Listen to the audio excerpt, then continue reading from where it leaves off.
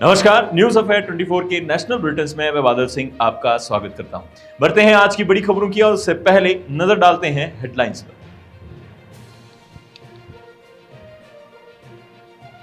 काल भैरव और मां गंगा को नमन, फिर मोदी ने भरा नामांकन। मजिस्ट्रेट कार्यालय में वाराणसी सीट से नामांकन।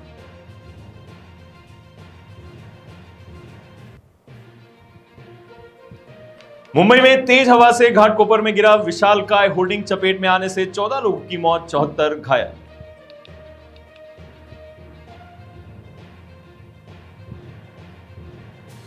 जयपुर सीरियल ब्लास्ट की बरसी पर हनुमान चालीसा, हजारों की संख्या में पहुंचे लोग, गूंजा जय हनुमान जय श्री राम का नारा।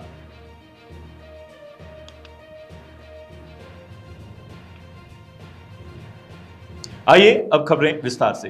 प्रधानमंत्री नरेंद्र मोदी ने आज उत्तर प्रदेश की वाराणसी सीट से तीसरी बार अपना नामांकन दाखिल किया। नामांकन से पहले पीएम मोदी ने गंगा पूजा की और काल भैरव के दर्शन करने के बाद मजिस्ट्रेट कार्यालय पहुंचे। इसके बाद उन्होंने अपना नामांकन दाखिल किया। पीएम मोदी के नॉमिनेशन को भव्य बनाने के लिए बीजेपी और उसकी अगुवाई वाले राष्ट्रीय जनतांत्रिक गठबंधन ने पूरी ताकत झोंक दी। पीएम मोदी के नॉमिनेशन में बीजेपी के साथ ही एनडीए के कई कद्दावर नेता शामिल हुए। उन्होंने लोगों को संबोधित करते हुए कहा कि मां के निधन के बाद गंगा ही मेरी मां है। काशी के लोगों के प्यार से मेरी जिम्मेदारी बड़ी है। उन्होंने ये भी कहा कि यूपी में कांग्रेस का खाता भी है, नहीं खुलेगा, और केरल ने राहुल गांधी को भगा दिया। नामांकन के दौरान बड़ी संख्या में लोग उपस्थित हुए।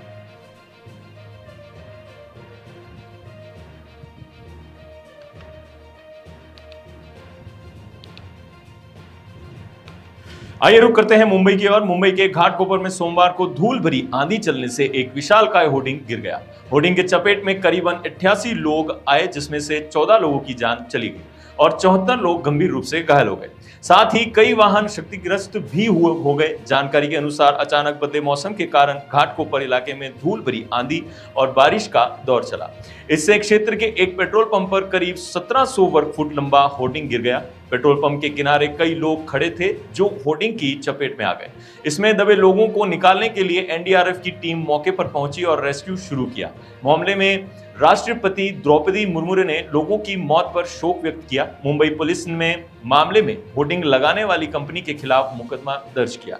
साथ ही मुख्यमंत्री एकनाथ शिंदे ने घटनास्थल का दौरा किया।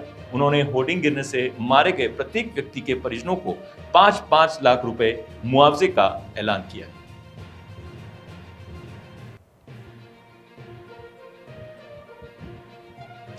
अगली बड़ी खबर जयपुर से। राजस्थान की राजधानी जयपुर 13 मई 2008 को थर्रा गई थी, क्योंकि यहां सीरियल बम ब्लास्ट हुए थे।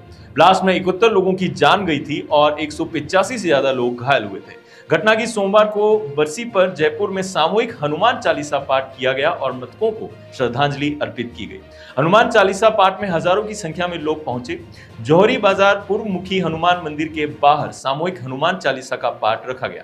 इस दौरान संत सियाराम दास महाराज हतोज, पीठाधीश्वर स्वामी बाल मुकुंद आचार्य सहित कई संत, जनप्रतिनिधि और बड़ी संख्या में जनता मौजूद थी। बता दें कि इस साल 2008 में 13 मई को इसी हनुमान जी के मंदिर के आसपास ब्लास्ट हुए थे।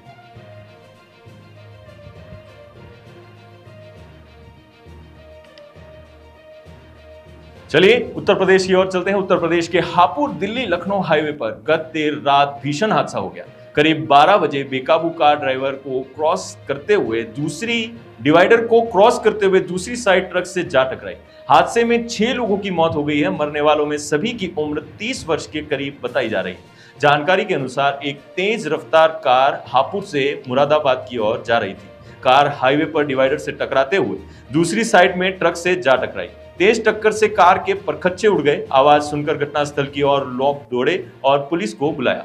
मशक्कत के बाद कार में फंसे लोगों को बाहर निकाला और हॉस्पिटल भेजा गया। डॉक्टर ने 6 लोगों को मृत घोषित किया है।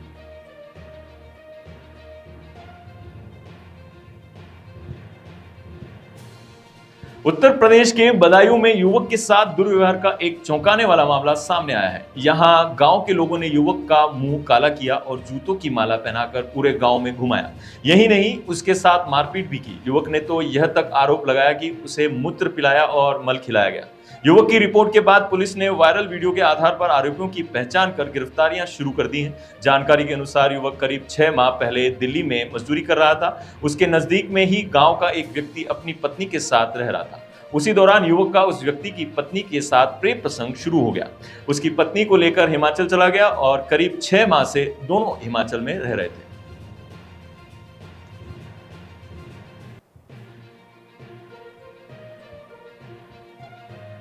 रुक करते हैं अजमेर की ओर। अभिनेता अजय देवगन की दृश्यम फिल्म तो आपने देखी ही होगी, जिसमें किस तरह हत्या करने के बाद भी परिवार पुलिस के चंगुल से आजाद हो जाता है। अब ऐसी साजिश अजमेर के चर्चित मौलाना हत्याकांड में सामने आई है। यहां 26 अप्रैल की रात दोराई कंचन नगर स्थित मोहम्मदी मस्जिद के इमाम मोहम्मद माहिर हुसैन की हत्या कर दी गई। उन्हें नींद की दवाई पिलाई और फिर नींद में लठ से वार कर हत्या कर दी गई। मामले में पुलिस ने 6 नाबालिगों को डिटेन कर खुलासा किया था। सामने आया था कि बच्चों के साथ मौलाना कुकर्म करता था, जिससे तंग आकर मौलाना की हत्या की।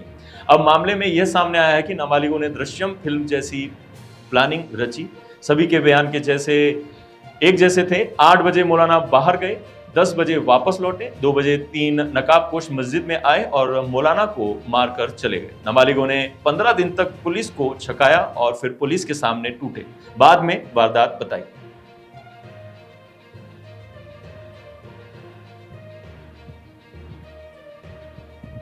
इस वक्त की बड़ी खबर आ रही है इजराइल से। इजराइल और हमास के बीच जारी जंग थमने का नाम नहीं ले रही है। इनके बीच लगातार हमले जारी हैं और लोगों की मौतें हो रही हैं।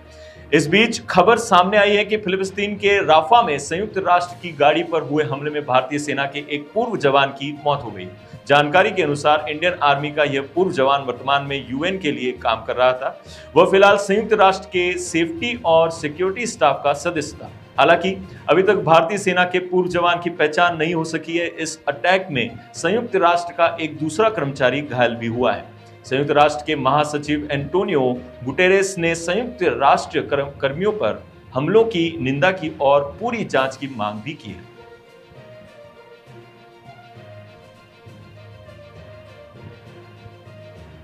इसी के साथ आज के बुलेटिन यहीं समाप्त होते हैं। आप बने रहिए न्यूज़ अफेयर 24 पर। नमस्कार।